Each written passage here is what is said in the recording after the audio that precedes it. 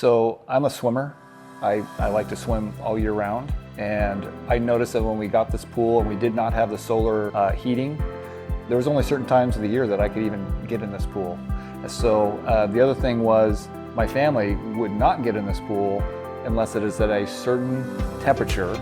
So by getting the Pool Joy and everything connected, we have now enjoyed the pool so many more extra months during the year that normally we would never have done.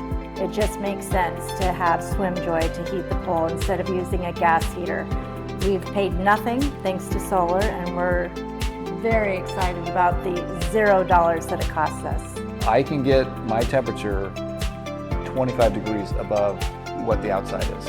We love a warm pool, so we can even get it up to 96 degrees. Which it is set at right now.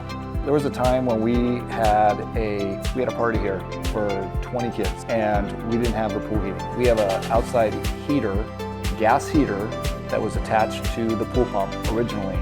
We had to run that for 24 hours to get it to the temperature that I have it now for free. But now I can keep it at that same temperature through all my solar heating.